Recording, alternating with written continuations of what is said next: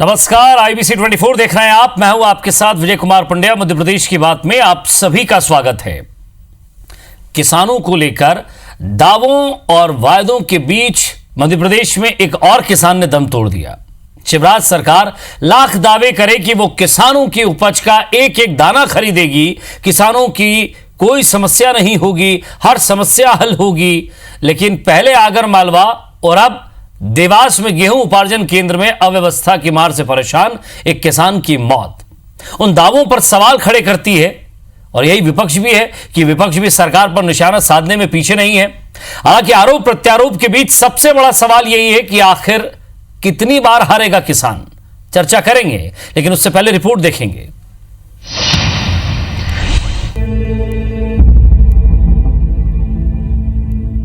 किसान का एक एक दाना खरीदेंगे, किसान को नुकसान नहीं होने देंगे, क्योंकि भाजपा की सरकार किसानों की सरकार है, मुख्यमंत्री किसानों के मसीहा है। जी हां, मध्य प्रदेश के कृषि मंत्री कमल पटेल ये दावा कर रहे हैं कि प्रदेश के हर किसान का गेहूं नहीं बिक जाता तब तक प्रदेश में गेहूं की खरीदारी जारी रहेगी।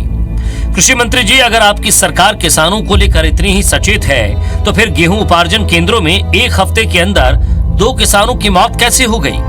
आखिर उस किसान की क्या गलती थी जो पूरे साल इसी वक्त का इंतजार कर रहा था? उसे उसकी मेहनत की कीमत मिले, लेकिन उसे मौत नसीब हुई। 26 मई आगरमालवा, हार्ट अटैक से किसान की मौत। 1 जून देवास, खरीदी केंद्र में किसान ने दम तोड़ा। पहले आगरमालवा और अब देवास के गेहूं उपार्जन केंद्र में किसानों की मौत कई सवाल खड़े कर रही है। एक एक करते मरते किसान खरीदी केंद्रों की वास्तविकता और सरकारी दावों की पोल खोलने के लिए काफी है। उज्जैन के रहने वाले किसान जयराम मंडलोई शासन की तरफ से मैसेज मिलने के बाद अपनी उपज बेचने के लिए खरीदी केंद्र पहुंचे थे, लेकिन वहां लापरवाही की वजह से उनके सीने में दर्द हुआ, जहां से उन्हें अस्पताल ले जाया गया, लेकिन उन्होंने दम तोड़ दिया। इस घटना पर परिजनों का आरोप है कि दिन भर धूप में खड़े रहने से उनकी तबीयत बिगड़ी और मौत हो गई, जबकि अधिकारियों का अपना ही तर्क है। वहाँ जो साइलों को जो वो है ना उपार्जन केंद्र, हाँ उपार्जन केंद्र, उसमें कोई हमें खाने पीने की सुविधा नहीं थी वहाँ। अब हमारे को मैंने तो पानी तक नहीं होगा, पानी था वहाँ पीने का। क्या मान की पहली बात तो बड़ा दुखद है, किसी की मृत्यु होती है बड़ा दुखद है, इसलिए हम उनको यहीं पे खड़े हैं। पूरी उनको जो भी शासन से सहायता मिलेगी हम उसको थोड़ा आज ही 2 घंटे में उसका प्रोसेस करेंगे। पर ये है कि उपार्जन को अगर हम इससे अलग हट की तरह देखें तो उपार्जन में दिक्कत ये है कि इस बार है ना, जो माल आया है वो करीब 5 से 6 गुना आया हुआ है। मुद्दा किसान का हो और सियासत ना हो, ये कैसे हो सकता है? देवास में किसान की मौत पर कांग्रेस ने खरीदी केंद्रों में गड़बड़ी और धांधली का आरोप लगाते हुए धरने पर बैठ गई और राज्य सरकार पर जमकर निशाना साधा। ना पीने के पानी की व्यवस्था है, ना छांव की व्यवस्था, ना खाने की व्यवस्था है। एक किसान हमारे बीच में स्वर्गीय जयराम जी अमूना टोकपुर, जिनका अटैक आने से वो लाइन में लगे अटैक आ गया उनको। परिस्थितियाँ बहुत ज्यादा खराब है। पूर्व मुख्यमंत्री कमलनाथ ने भी ट्वीट करते हुए सरकार पर निशाना साधते हुए कहा कि सीएम शिवराज सिंह के दावों के उलट किसानों को अपना गेहूं बेचने के लिए भटकना पड़ रहा है। गेहूं उपार्जन केंद्रों पर कहीं बारदाना की कमी है तो कहीं तुलाई की व्यवस्था नहीं है। किसान भीषण गर्मी में भूखे प्यासे लाइन में खड़ा है। पूर्व मंत्री सज्जन सिंह वर्मा ने भी ट्वीट करके राज्य सरकार को आड़े हाथों लिया और किसान के परिवार को जल्द से जल्द मुआवजा देने की मांग की। जाहिर तौर पर उपचुनाव में कर्ज माफी और फसल खरीदी एक बड़ा मुद्दा होगा। कांग्रेस कर्ज माफी तो बीजेपी फसल खरीदी को अपनी कामयाबी के तौर पर पेश करेगी, लेकिन हार तोड़ मेहनत से उपजाई और अपनी ही फसल बेचने में किसानों को जान गंवाना पड़ रहा है, जो कई सवाल खड़े करता है। वो भी तब जब सियासतदानों की तरफ से दावों की झड़ी लगी हो। Bureau report, IBC 24।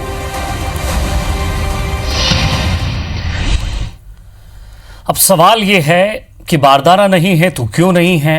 सरकार दावा कर रही है कि एक एक दाना खरीदेंगे। लंबी लंबी कतारें आपने देखी होंगी, विपक्ष भी लगातार वीडियो डाल रहा है, सरकार तक आवाज भी किसान पहुंचा रहे हैं। कहीं बारदाना नहीं तो कहीं लंबी कतारें, तो कहीं किसान परेशान होकर वापस लौट रहा है, तो कोई मौत के मुंह में जा रहा है। सवाल यह है कि ये किसान बार बार परेशान क्यों रहेगा, इतना हताश क्यों रहेगा, निराशा क्यों उसके मन में रहेगी? क्यों सरकार उसके लिए इन लाख दावों के बावजूद भी, करोड़ों के पैकेजेस के बावजूद भी उसका धान क्यों नहीं खरीद पाती? सवाल करेंगे। सैयद जाफर साहब, कांग्रेस प्रवक्ता, हमारे साथ जुड़ रहे हैं। सैयद साहब, स्वागत है आपका। आलोक संजर जी, पूर्व सांसद हैं भोपाल के, वो भी हमारे साथ जुड़ रहे हैं। बीजेपी के बड़े वरिष्ठ नेता हैं कीर्ति राणा साहब, वरिष्ठ पत्रकार हैं, वो भी हमारे साथ हैं, उनसे भी जानने की कोशिश करेंगे। मैं किसी राजनीतिक पहलू पर पहुंचूं उससे पहले कीर्ति सर, एक नॉर्मल सी बात है कि टीवी डिबेट है साहब, आज फिर किसानों पर बोलना है, आज फिर किसानों पर बात है, और हम भी बिल्कुल एक पत्रकार, सजग पत्रकार होकर किसानों की बात करेंगे। जनता भी कहेगी नहीं नहीं साहब ऐसा नहीं होना चाहिए और ये गलत है और बारदाना कहाँ है और प्रशासक कहाँ है और ये तो कोरोना काल है। सवाल ये है कि आपकी मंशा है या नहीं उस काम को करने की, आपका सिस्टम कितना मजबूत है उस काम को करने के लिए, आपने जो काम अपने सिस्टम को दिया है उसके पास उतने लोग हैं कि नहीं, आप कौन सा रास्ता अपना रहे हैं। धूप में खड़ा एक किसान, उसे अटैक आ जाता है, वो मर जाता है, और कई बार बयान भी ऐसे आते हैं। इससे पहले देवास में किसान की मौत हुई, ये कहा गया कि साहब ये तो स्वाभाविक मौत है। पूर्व मंत्री जी इमरती देवी कह चुकी हैं कि मौत तो किसी भी की आ सकती है, कल को हम भी चले जाएं। क्या किसी की मौत आपके लिए फिर भी आगाह करने की कोई एक अलार्म नहीं है, एक घंटी नहीं कि आप कम से कम इनके प्रति तो संवेदनशील हो जाइए।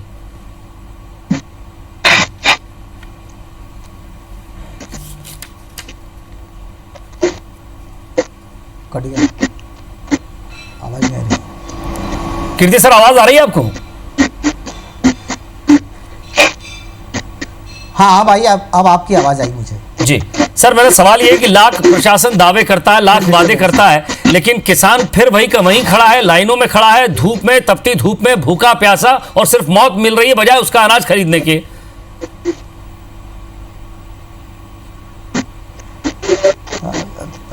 विजय जी,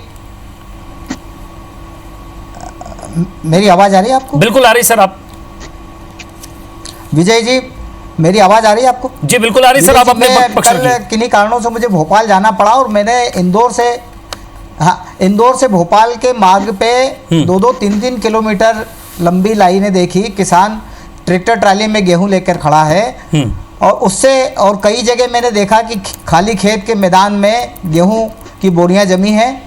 किसान परेशान था, जो अनाज तुल गया था उसकी भी कोई रख रखाव नहीं था। हम इलेक्ट्रॉनिक माध्यमों पे रोज शिवराज सिंह जी के लक्ष्यदार बयान सुन रहे हैं, भाषण सुन रहे हैं कि अभी मुझे 2 महीने ही तो हुए आए हुए, मैं किसान भाइयों चिंता मत करो, आपका एक एक दाना खरीद लूँगा। लेकिन हकीकत ये है कि किसान परेशान है।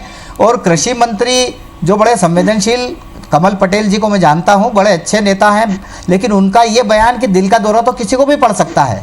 कमल पटेल जी ये भूल रहे हैं 6 जून 1917 की बात, 2017 की बात भूल रहे हैं, जब मंदसौर में गोलीकांड हुआ था। ये जून का ही महीना है, वो 6 तारीख थी, और ये 1 जून को ये स्थिति बनी है कि 2 किसान 1 सप्ताह के दौरान काल कवलित हो चुके हैं। सरकार को समझना चाहिए कि किसान गेहूं फसल तुलवाने के लिए आने वाला किसान ही परेशान नहीं है। लॉकडाउन में इंदौर जैसे शहर में अपने खेतों से सब्जी लेकर आने वाला किसान भी परेशान होता रहा है। बड़े शहरों में यही हालत रही कि उसकी सब्जी ना तो बिक पाई, वो सब्जी सड़ा दी गई, चिड़ियाघरों में डाल दी गई, और प्रशासनिक अमले ने वही गेहूं की तरह किसानों की सब्जियां भी सड़ा दी, और जो सब्जी बेची वो 20 से 25 रुपए किलो में सरकारी स्तर पर बेची गई। और किसान जो 6 रुपए किलो गिलकी बेचना चाहता था, 4 रुपए किलो भिंडी बेचना चाहता था, फॉल्ट कहाँ है? 10 रुपए किलो टमाटर बेचना चाहता था, वो नहीं बेचने दिया फॉल्ट गया। कहाँ, फॉल्ट तो कहाँ है? क्या प्रशासनिक अमला इनके पास नहीं है? क्या इच्छा शक्ति नहीं है? या जो सिस्टम बनाया गया है वो लचर है? या मैसेज की जो सुविधा दी गई है वो व्यवस्थित नहीं है? बारदाना आपके पास पूरा नहीं है तो क्यों नहीं है? जब किसानों की खरीदी की बात हुई थी कीर्ति राणा सर, जब उस समय हमने पहले भी डिबेट की थी, पहले भी पूर्व मंत्री, वर्तमान मंत्री आकर बैठे थे और ये कह रहे थे कि साहब एक एक दाना खरीदेंगे, पूरा दाना खरीदेंगे। और जब IBC 24 की तरफ से हमने उस समय भी ये मुद्दा उठाया था कि आप क्यों ना पंचायत स्तर पर सप्ताह में 2 बार वहां खरीदी करिए, वहां ले जाइए, आपका जो प्रशासनिक अमला कोरोना काल में जो छुट्टी पर घर पर बैठा है उसे काम पे लगाइए।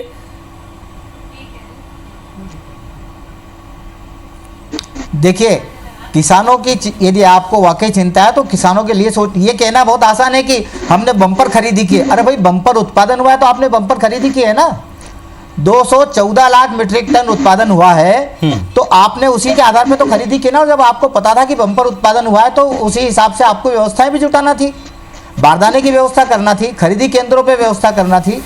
और यदि आपके कृषि मंत्री ये कहते हैं मध्य प्रदेश के कि दिल का दौरा तो किसी को भी पड़ सकता है, तो फिर सारे खरीदी केंद्रों पर एक प्राथमिक स्वास्थ्य केंद्र की टीम तैयार कर देते हैं आप हर केंद्र पे, किसान कम से कम बेमौत तो नहीं मरता ना। एक मैसेज ठीक से नहीं जा रहा है कीर्ति सर, उपज खरीद रहे हैं, चाहता हूं मैं जरा हंस रहा हूं क्योंकि ये हंसने वाली कोई बात नहीं है, लेकिन एक मैसेज ठीक से नहीं जा रहा है। उसमें भी जिसको जाना चाहिए उसको नहीं जा रहा है, जिसको पहुंचना चाहिए उसको नहीं पहुंच रहा है, अलग अलग तारीखें पहुंच रही है। आलोक संजर साहब एक संजीदा और किसानों को समझने वाले, क्योंकि इनका भी इलाका किसानों के उसमें आता था, पहले आपने भी खूब किसानों की बात की। आलोक संजर साहब आपसे बात कर रहा हूं मैं सीधा सवाल आपसे पूछ रहा हूं, क्या आप नहीं मानते कि आपका सिस्टम लचर है, व्यवस्थाएं फेल हुई हैं?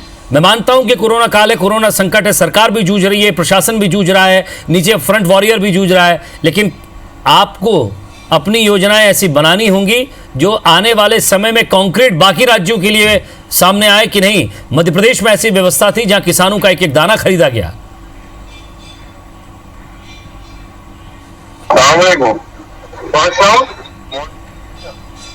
देखिए, जैसे कि आप लोग अभी चर्चा कर रहे थे और आदरणीय कीर्ति जी बता रहे थे, तो मेरा ऐसा कहना है कि माननीय मुख्यमंत्री जी ने जब बात कही है, उन्होंने कहा है कि किसान को परेशान होने की आवश्यकता नहीं है, उसका एक एक दाना खरीदा ही जाएगा। और भी जो विसंगतियां थी उनको भी उन्होंने दूर कर दिया, सारी बातों को उन्होंने मान्यता दी है। थोड़ा सा साथ में उन्होंने किसानों से आलोक संजय साहब माफी चाह रहा हूँ, बीच में रोक रहा हूँ, थोड़ी सी अपनी आवाज तेज रखें, आपकी आवाज कम आ रही है। लेकिन चूंकि किसान जी अच्छा, मेरा आग्रह ये था कि अभी जिस संकट काल से मध्य प्रदेश भी गुजर रहा है, देश गुजर रहा है, दुनिया गुजर रही है, उसी तारतम्य में लेकिन सरकार किन्हीं भी हालतों में किसानों का नुकसान नहीं होने देगी। ये बार बार माननीय मुख्यमंत्री जी ने बिल्कुल स्पष्ट रूप से कहा है, सारे अधिकारियों को उन्होंने स्पष्ट निर्देश दिए हैं कि किसान का एक एक दाना खरीदा जाएगा। साथ में उन्होंने किसान से भी आग्रह करा है कि आप लोग इस नई व्यवस्था को समझें, आपके पास SMS आए तब आप अपनी ट्रॉली लेकर निकलें।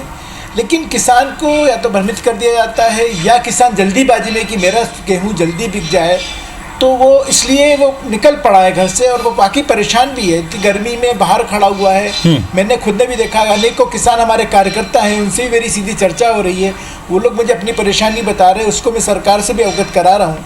लेकिन जिस तरह की बात मैं आपके माध्यम से, इस चैनल के माध्यम से किसान भाई सुन रहे होंगे, तो उनको भी बताना चाहता हूँ कि सबका ही अनाज एक एक दाना खरीदा जाएगा। और पहले जो माननीय मुख्यमंत्री जी ने अच्छी व्यवस्था बनाई है कि वेयर हाउस को भी उन्होंने कहा कि सरकारी वेयर हाउस है उनको भरा जाएगा। लेकिन एक बात, ये बात भी सही सामने आ रही है कि कई जगह बारदाने की स्थिति गंभीर है, लेकिन उसका भी, इस संकट का भी निदान करने के लिए निदान कब तक और कितनी मौतें हो सकती हैं, उनको क्या और मौतों का इंतजार है? साथ में कि हमारे कृषि मंत्री स्वयं निदान, मैं मान रहा हूँ कि आप निदान की बात कर रहे हैं, लेकिन निदान कब तक? देखिए नहीं, मैं कभी नहीं चाहूँगा भगवान कभी किसी को मौत ना है। हाँ बिल्कुल, मैं कह रहा हूँ, देखिए मैंने कहा ना कि देखिए समय हर चीज़ का लगता है, और आपको भी पता है कि सरकार किन किन से जूझ रही है, जिसको मैं कहना नहीं चाहता। अभी तो पॉलिटिकल संकट भी सामने आप देख रहे हो, चुनाव हमारे सामने आ रहा है, बहुत सारी स्थितियां बन रही हैं, उसके बावजूद ये संकट लाने वाले पॉलिटिकल संकट के तो करता धरता आप ही लोग हैं, इसमें तो करता धरता आप ही लोग हैं ना सर। संवेदनशील और किसान, इस पॉलिटिकल संकट के भी करता धरता आप ही हैं। नहीं, हम लोग नहीं है, हम लोग यदि होते पॉलिटिकल, हम लोग नहीं है, तो कांग्रेस के लोग हैं, कांग्रेस ने अपने नेताओं को ही। चलिए, मैं समझता हूँ कि इसे किसान के मुद्दे पर ही रहने दें। मैं सैयद जाफर साहब के पास जाऊंगा, उसके बाद एक ब्रेक लूंगा। सैयद जाफर साहब, एक बात बताइए कि आपके समय भी ये बात बार बार उठती रही, जी ये कहते रहे कि कर्जा माफ होगा, आपके समय भी किसानों की बात होती रही। आपको लग रहा है कि आपकी राह पर ये सरकार नहीं चल पाई, आप जो कोशिश कर रहे थे सरकार नहीं कर पाई। 2 किसानों की मौत अब तक किसान केंद्र पर हो चुकी है, सरकार मानने के लिए तैयार नहीं है, प्रशासनिक अधिकारी मानने के लिए तैयार नहीं है, वो स्वाभाविक मौत बता रहे हैं। क्योंकि जब पोस्टमार्टम रिपोर्ट आएगी तो उसमें यह नहीं कहा जाता कि धान नहीं खरीदा गया इसलिए परेशान था इसलिए मौत हो गई, ऐसी पोस्टमार्टम रिपोर्ट तो कहीं आती नहीं है। लेकिन फिर भी सवाल यह है कि उसका जिम्मेदार कौन है, आगे ऐसी स्थिति ना बने उसके लिए क्या किया जाए? देखिए, 2-3 सवाल आपने मिलाकर मुझसे किया। मैं इन सवालों का जवाब देने के पहले मेरे सामने जो आलोक संजर जी पूर्व सांसद भोपाल के बैठे हैं, मैं उनको देखते हुए बात जरूर कहना चाहता हूं कि आज जो हम चर्चा कर रहे हैं, आज आवश्यकता बिल्कुल नहीं है कि हम इस किसान के मुद्दे को बीजेपी और कांग्रेस बनाएं। और ये बीजेपी और कांग्रेस का मुद्दा बिल्कुल नहीं है। देखिए पिछले 15 साल पहले सर बन जाता है ना सर, जब पूर्व मुख्यमंत्री जी ट्वीट करते हैं तब बन जाता है, जब आपकी पार्टी के तमाम नेता जी, मैं पूरा बोल लूंगा तो आपको जवाब मिल जाएगा, मुझे पूरा बोलने दीजिए। जब 15 साल पहले लगातार शिवराज सिंह जी की, चौहान जी की सरकार रही, तो आपने देखा कि इस किसान के मुद्दे पर ही लगातार आत्महत्या होती रही, लगातार किसानों पर गोलियां चली और किसान परेशान हुआ। इन्हीं सब चीजों को देखते हुए कांग्रेस पार्टी के अध्यक्ष पूर्व मुख्यमंत्री कमलनाथ जी ने किसानों के कर्ज माफी का प्लान तैयार किया और किसान के कर्ज माफी जैसी सरकार बनी, हमने सरकार बनने से लेकर सरकार जाने तक कुल 27 लाख किसानों का कर्जा माफ किया। 27 लाख किसानों का कर्जा माफ होने में एक महत्वपूर्ण चीज मैं बोलना चाहता हूं और मैं अनुरोध करूंगा लोग संजय साहब कि वो इस मैं उपलब्धि मत गिराइए, मुझे पूरा बोलने दीजिए, पूरा जवाब मेरा निवेदन है कि अगर आप किसान की मौत पर बात करेंगे, उस प्रशासनिक कंक्रीट की बात करेंगे जहां कमी है, तो फिर उस पर आगे बात होगी।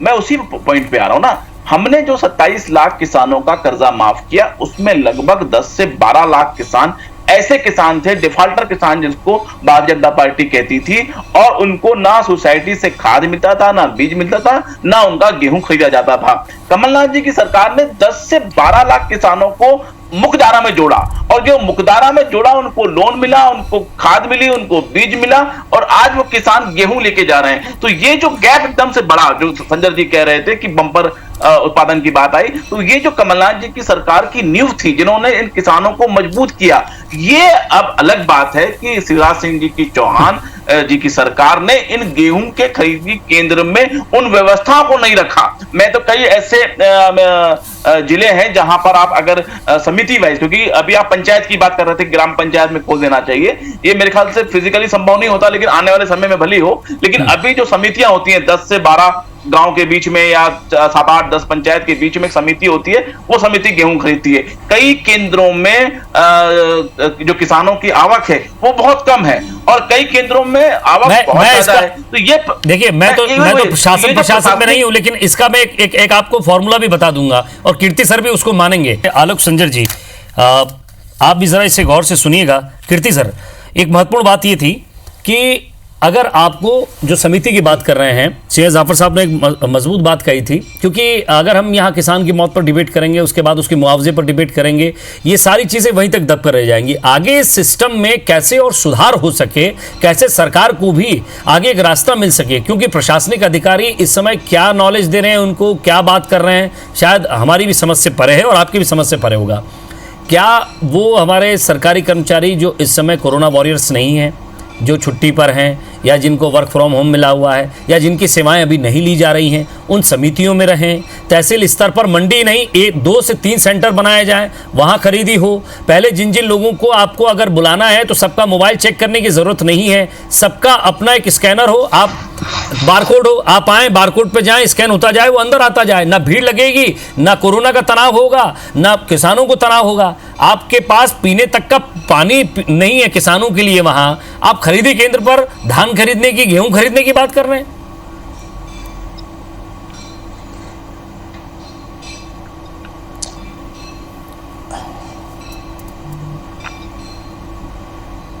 हेलो कीर्ति राणा सर, आपने सुना होगा।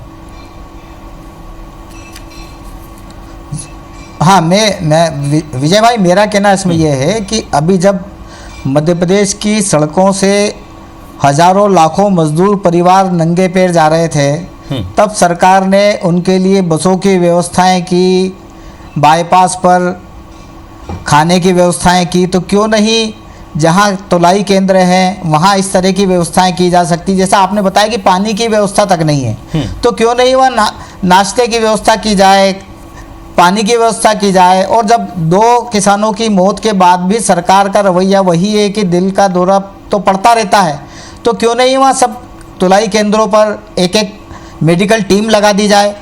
जो कर्मचारी अभी कोरोना की ड्यूटी में नहीं है, जैसा कि आपने कहा, मैं आपके सुझाव से सहमत हूँ, उनकी सेवाएं क्यों नहीं ली जा सकती है। और अब ये देखें आप कि आज से अचानक मौसम चेंज हुआ है, बारिश की संभावना बढ़ गई है, तो किसान जो ट्राली लेकर 2-2 दिन से खड़ा है, उसके गेहूं की तो चिंता तो कीजिए। आपने जो गेहूं वेयर हाउस में रखा है, खुले मैदानों में आपने तोल के रखा है, कम से कम उसकी चिंता भी कीजिए। किसान को आप अन्नदाता कहते हैं, कृषि कर्मण अवार्ड मिलने पर पूरी सरकार उल्लास मनाती है, उत्सव मनाती है, तो उस अन्नदाता की चिंता नहीं करेंगे आप, तो फिर आपका ये चुनाव ध्यान में रखना कि विधानसभा के चुनाव आने वाले हैं, उपचुनाव लड़ना है हमें, और राज्यसभा के, ये सब बकवास है। आलोक संजर जी, मेरा बहुत विनम्र निवेदन है आपसे, आप पूर्व सांसद हैं, आपकी बात शिवराज सिंह जी बड़ी गंभीरता से मानते भी हैं, तो उनको सुझाव दीजिए कि साहब ये अन्नदाता, मध्य प्रदेश के अन्नदाता की चिंता पालिए। चुनाव उपचुनाव वगैरह तो सब जीत हार चलती रहेगी, पहले इनकी चिंता पालिए आप। उनकी चिंता ही नहीं पालेंगे आप तो ये उपचुनाव में ये किसान, ये अन्नदाता भारी नहीं पड़ जाए कहीं। जी आलोक संजर जी, मेरी ये बात आप उन तक पहुंचाइएगा, सरकार तक भी पहुंचाइएगा ये बात। जी आलोक संजर जी, क्या अभी फिलहाल की स्थिति में सुझाव सुनने की स्थिति में है मुख्यमंत्री जी, या फिर अभी फिलहाल वो अपने ही निर्णय ले रहे हैं? क्यों नहीं, देखिए, नहीं बिल्कुल देखिए, नहीं बिल्कुल देखिए, आप यदि देखेंगे तो मैं उनकी संवेदनशीलता को प्रणाम करता हूँ, और बल्कि मैं सुझाव क्या दूंगा, आपकी बात उस निश्चित रूप से सुन रहे होंगे और इसको जो अच्छे से अच्छा कर सकते हैं उसको मान्यता भी दी होगी। लेकिन सत्ता परिवर्तन के बाद उन्होंने व्यवस्था परिवर्तन की भी चिंता करी है। जो फ्लैट हमारे कोटे थे, तुलाई के बाद जो किसानों से कांटा तुलवाई ली जाती थी, हम्माली ली जाती थी, वो अब किसानों से नहीं ली जा रही है। इस बात की हम अच्छाई की भी तारीफ करें। इससे करीब 200 करोड़ रुपए हमारे किसान भाइयों का बचा है, इस बात की चिंता भी हम करें। माननीय मुख्यमंत्री जी बार बार किसानों को संदेश भी दे रहे हैं, टीवी के माध्यम से भी बोल रहे हैं कि एक SMS की व्यवस्था करी है। जो आपने सुझाव दिया उसकी भी मैं तारीफ कर रहा हूँ, उसका भी कहीं ना कहीं इम्प्लीमेंट हो जाएगा। लेकिन किसान चूँकि उसको लगता है कि मेरा गेहूँ पहले बिक जाए, पहले मेरा वेयर हाउस में जाकर, फिर वेयर हाउस भी कौन से, पहले सबसे पहले उन्होंने कहा सरकारी वेयर हाउस में भरा जाएगा। मैं आपको एक उदाहरण बता रहा हूँ, कल श्यामपुर से मेरे पास ये फ़ोन आए थे, हमारे कार्यकर्ता लोग हैं, किसान भाई जो मुझे जानते हैं, उन्होंने मुझे फ़ोन लगाए थे कि लाइन से ट्रॉलियाँ लगी। मैंने स्वयं में चर्चा करी। आज मैंने जब रिपोर्ट ली तो उन्होंने कहा कि नहीं, सब कुछ अच्छे से हो गया है, अब किसी तरह की कोई समस्या वहाँ पर नहीं है। तो कहीं ना कहीं समस्याएं खड़ी होती है, लेकिन उसका समाधान भी होता है। लेकिन इस समाधान के लिए हम सब लोग प्रयास कर रहे हैं। पॉलिटिक्स इसमें हम बिल्कुल नहीं कर रहे। जाफर भाई ने जैसे कहा, हम भी ये चाहते हैं कि किसान जो है एक भगवान की तरह है, और वर्तमान समय में जो संकट किसान के ऊपर भी है, तो वो चाहता है कि कैसे ना कैसे हमारा बरसात आने के बचा लीजिए ना इस भगवान को। मुझे लगता है कि भगवान की तरह है तो करीबन उसकी व्यवस्था कीजिए। वैसे जाफर साहब, आपसे रिएक्शन चाहूंगा। नहीं, देखिए, मैं वही आपसे कह रहा था, जो सोसाइटी की बात मेरी अधूरी रह गई। भगवान की ही कृपा है कि हम लोग यहाँ पर आपसे बात कर रहे हैं। जी, तो वही मैं आपसे कह रहा था कि जो सोसाइटी की बात है, तो कुल मिलाकर जब उत्पादन के बढ़ने का, मुझे ऐसा लगता है कि जो अव्यवस्था बन रही है, देखिए दो अव्यवस्था बन रही है। एक तो ये कि समितियों के पास बारदाने नहीं है। अब बारदाने नहीं होने की वजह से जिनका नंबर आ भी जाता है, लेकिन बारदाने ना होने की वजह से वो रुक जाता है। तो एक तो ये फेलुअर हुआ। दूसरा ये कि इस बार क्या हुआ कि जो किसान के पास इन्होंने मैसेज भेजा, और वो किसान अगर नहीं पहुंच पाया किसी कारणवश, ट्रांसपोर्टिंग की वजह से या अन्य वजह से, तो दोबारा उसको कॉल नहीं किया जा रहा, वो राउंड अप नहीं हो पा रहा। तो ये जो दो बड़ा गैप आया, बारदाने की कमी से देरी हुई, एक चीज। दूसरी चीज ये कि जो मैसेज एक बार गया, एक बार वो नहीं पहुंच पाया, तो दोबारा नहीं। इसके पहले कभी ऐसा नहीं हुआ। इनकी सरकार के समय भी जब मैसेज आते थे तो उनको बाद में बुलाया जाता था। आज शायद मुझे ऐसा पता चला है कि 5-7 दिन का। एक मिनट, जी जी जी सर, हेलो जी, बोलिए। हेलो, मेरा आग्रह ये था कि मेरा आग्रह ये था, जाफर भाई, जो आप कह रहे हो, जो SMS जिनको गया है वो समय पर नहीं पहुंच पाए हैं। हेलो, आवाज आ रही मेरी? जी सर, आप बोलिए। तो जिनके पास SMS गया वो समय पर नहीं पहुंच पाए, तो ऐसा नहीं कि उनका जो है गेहूं नहीं खरीदा जाएगा। हाँ, नहीं खरीदा जाएगा। लेकिन जी, मैं वही कह रहा था कि आज तक नहीं खरीदा। संशोधन हुआ है उसमें हमारा किसान जो है भोपाल में रजिस्ट्रेशन कराता है, तो पूरे प्रदेश में भी कर सकता है। जी, मैं वही कह रहा था। सर, समय कम है, मैं माफी चाहूंगा अगर आप एक दूसरे को सुनते रहेंगे बहुत मुश्किल हो जाएगी।